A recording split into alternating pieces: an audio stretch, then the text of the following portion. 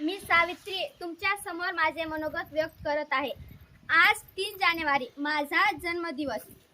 लोक मला स्त्री शिक्षणाची जननी म्हणतात, पण मी स्वतःला तुमच्या भविष्याची एक साधी स्वप्नदृष्टी मानते। दगड गोटे सोसले मी, अंगावर चिखल झेलले।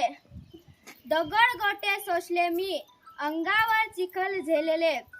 स्त्री शिक्षणाचा पाया रचण्यात घाम मी गाडला। नव्हती सोपी ती वाट, काट्याकुट्यांचा होता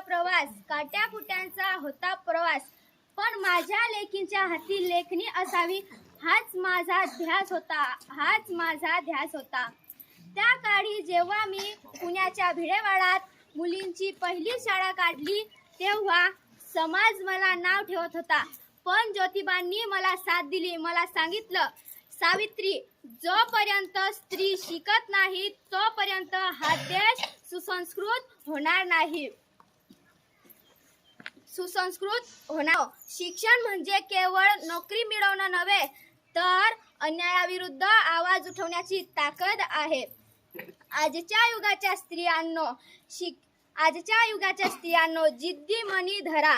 अज्ञानाचा अंधार सारून ज्ञानाचा प्रकाश करा। नका भिवू संकटाशी, तुम्ही वाघिणीच्या लेकी आहात। आजच्या डिजिटल युगात, सोशल मीडियाच्या काळात आपली संस्कृती हरू देऊ नका। मोबाईलचा वापर ज्ञानासाठी करा, विनाशासाठी नको। माझ्या लेकींनो, आजही हुंडाबळी आणि स्त्रीभ्रूण हत्या यासारखे कलंक पूर्णपणे पुसले गेलेले नाही। त्यासाठी तुम्हाला पुन्हा क्रांतिज्योत बनावं लागेल। विद्येविना मती विना नीती गेली, इतके अनर्थ एका अविद्येने केले, हे विसरू नका। मी उद्या असेन नसेन, पण तुमच्या प्रगतीत मी जिवंत आहे। प्रत्येक शिकणाऱ्या मुलींच्या रूपात सावित्री आजही आनंदी आहे। एवढे बोलून मी सावित्री माझे मनोगत संपवते। धन्यवाद।